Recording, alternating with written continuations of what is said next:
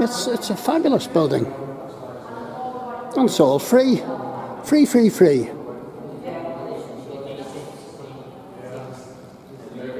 And Belfast City Hall suffered bombing damage, and quite an extensive bombing damage in the Second World War.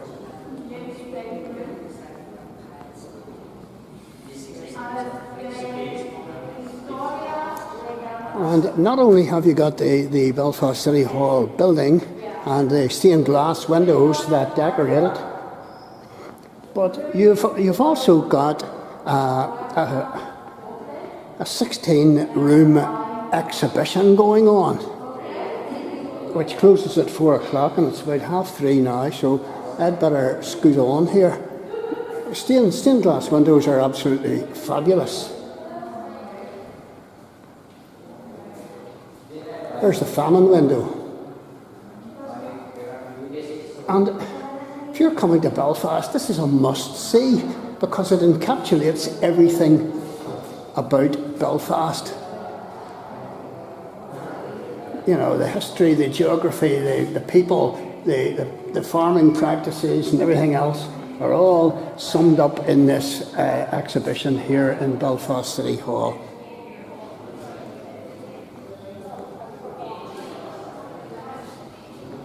And you can even dress up in the mayor's robes, as far as I know.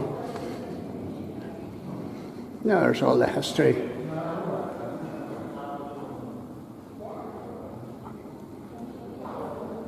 I'm not going to dwell on it here today. I'm just going to give you a brief look.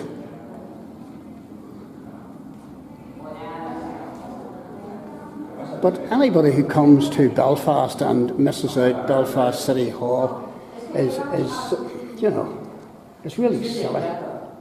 It's really silly.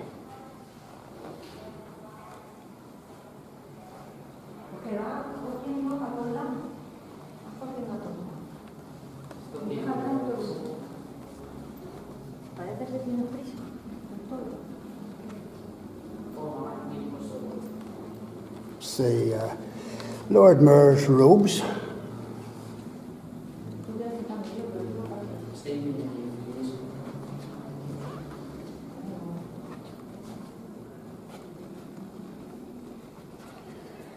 And this exhibition just goes on forever.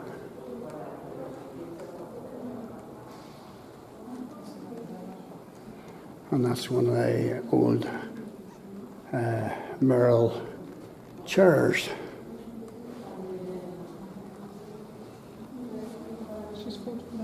Ceremonial keys and what have you. Freedom of the city has been given to these guys here. Sir Joseph Larmour, Sir Almouth Wright, Mary Peters, Dame Mary Peters, and Sir John Lavery. And I don't think I'll be getting one of those anytime soon. And here's a wee bit about Margaret Peary. First free woman of the city in 1904, honoured chiefly for her efforts to raise money and for the building of the Royal Victoria Hospital, 1906. And Lily Peary became president of Harlandwood Shipyard at the death of her husband, 1924. And we've got Peary Park over in the east of the city, and some council characters. Remember Paddy Devlin, Jerry Fitt, Hugh Smith. These are my men. I love these guys.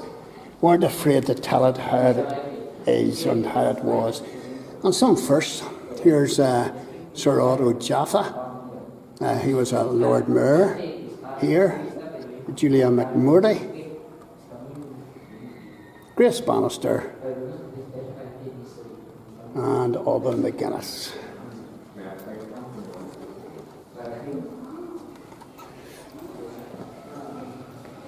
Now, where am I going?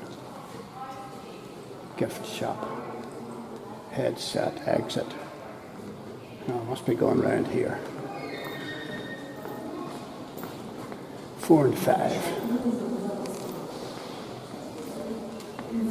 built for the city at work and play.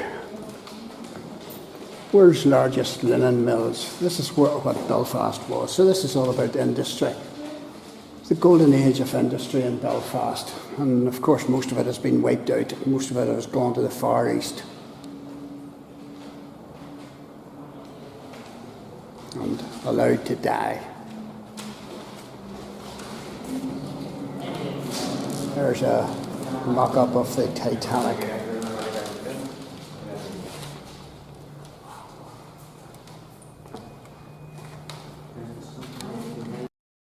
And this is a sideboard of the Titanic. It was meant to go on the Titanic, but it didn't get. And of course, the Titanic sank. But this gives you some idea of the opulence on the Titanic.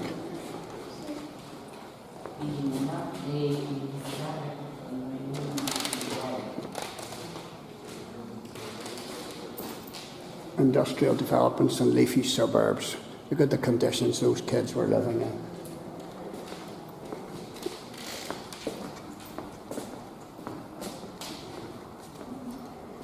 And there's probably the RIC or RUC, I'm not too sure.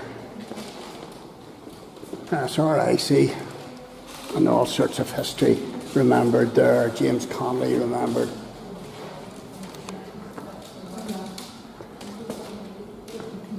And sport and pastimes.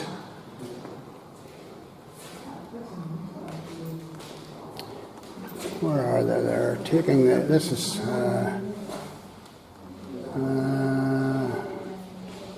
Cave Hill. Or no, that's Botanic Gardens.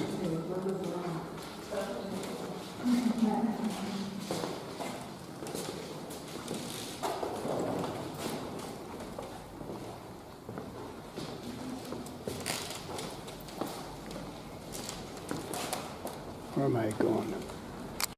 The exhibition continues down here. Got myself lost there.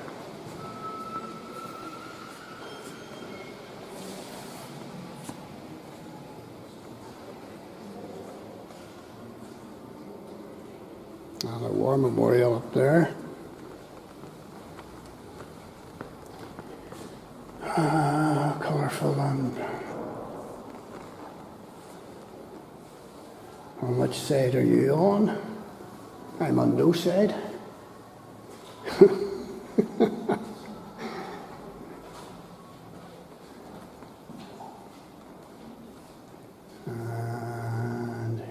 And the Belfast sayings remembered up here.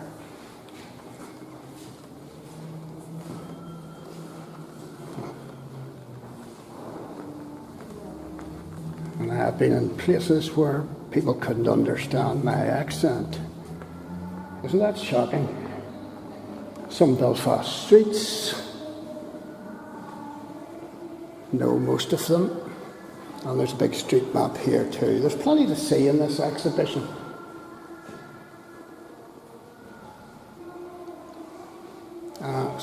So make sure you come.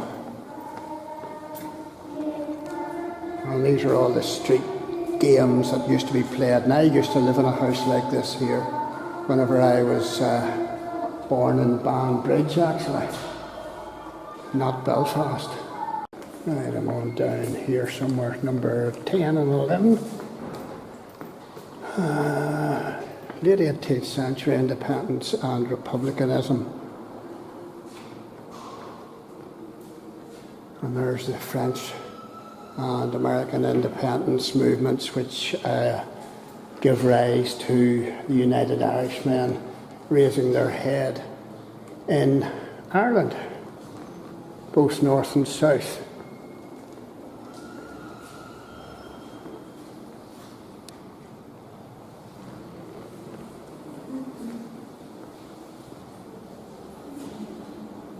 So the place was ripe for rebellion, and this is Henry Joy McCracken's sister, Mary Ann McCracken, and she's buried in Clifton Street churchyard, along with Henry Joy.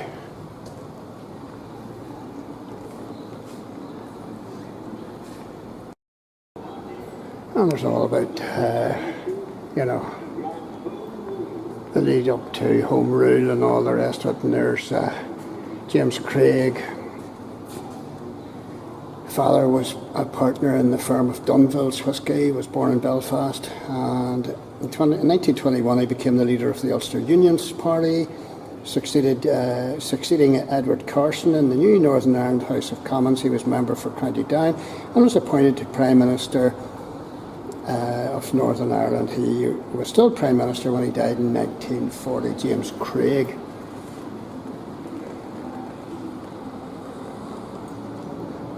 And this is the Ulster Covenant, signed in blood by many.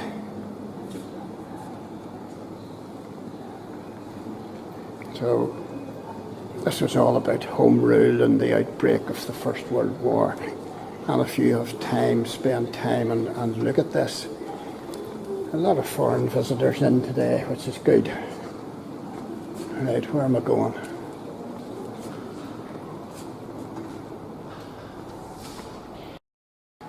We're rooms 12 and 13, and we've got all about Ulster volunteers and World War I, and many of them signed up and fought in the First World War, and many of them didn't come home. Here we have Winnie Carney, 1887 to 1944, and she was a chum of James Connolly,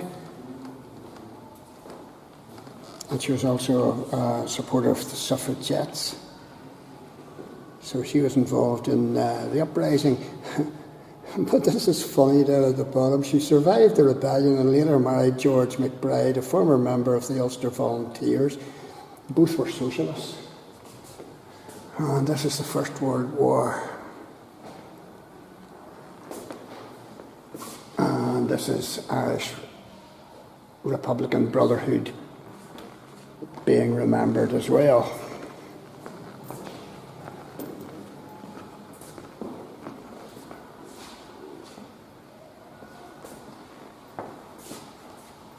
An awful lot to see here.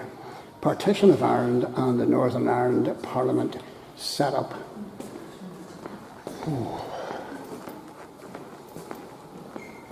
And that's the first sitting of it in 1921. And here's where Belfast City Hall took a hit. 180 German bombers returned on the night of 15th and 16th of April, raining down flares, high explosives, incendiaries and landmines for 5 hours on a meagerly protected city. Over 900 citizens were killed and 1,600 houses destroyed, many in densely populated streets in North Belfast.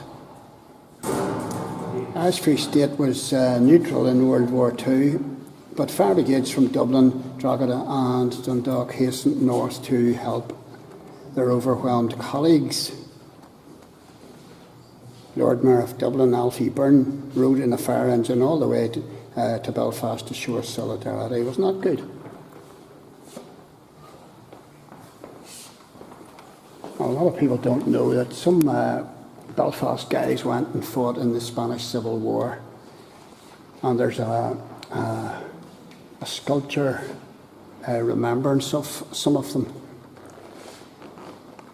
over by St Anne's Cathedral, and I have videoed it. US troops, Eisenhower. I talked to an American guy and he didn't even know that American troops, 300,000 American troops were stationed in Northern Ireland during the Second World War in preparation for them going to fight in D-Day. And there's the American Rangers were formed in Carrickfergus, A whole lot of people don't know that, and I have a video up about that. That's remembrance of Seamus Heaney. And this is modern day Belfast.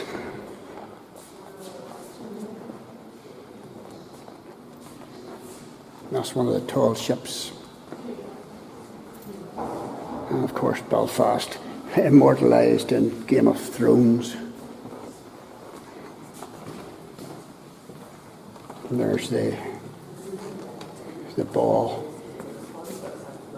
Exhibition continues. Number 14 is a reflection space, a place of reflection.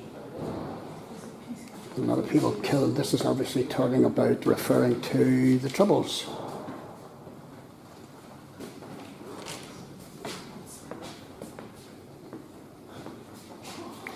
In May 1981, somebody entered the house and shot my husband dead. I just folded. I mean, this story can be replicated thousands of times. My husband went out to work that day, never came home. And you say to yourself, what was that all about?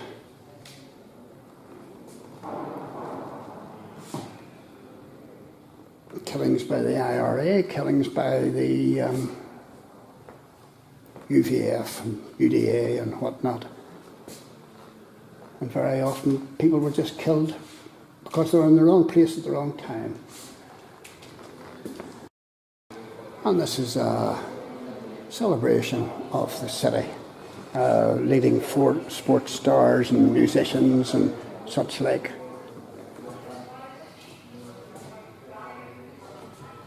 And as I say, this is just a fleeting visit I'm making here. And this guy was good, John Stuart Bell. And this lady was good. I think she was his wife. Was she?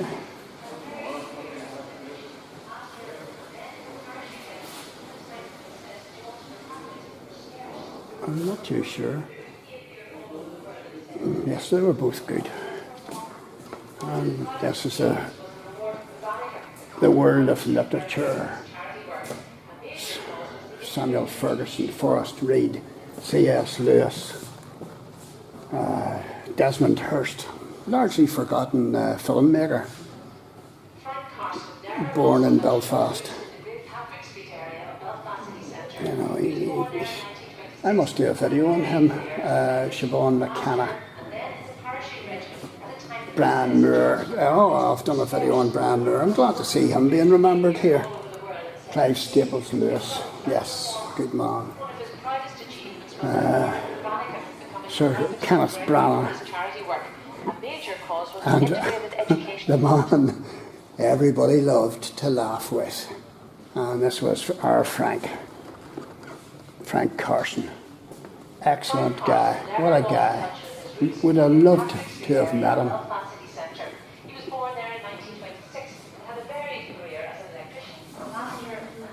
Barry Douglas, James Galway, top people. And one of my personal favourites is Sir Van Morrison OBE. Van tells it like it is,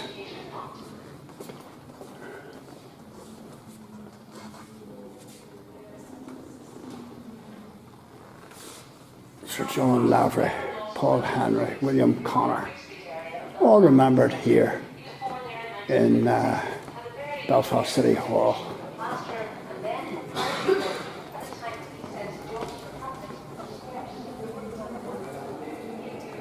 And there's normally a Bobbin's coffee shop open down here somewhere. It is well worth checking out. So that's me done in Belfast City Hall. Time for getting out before I'm shut in.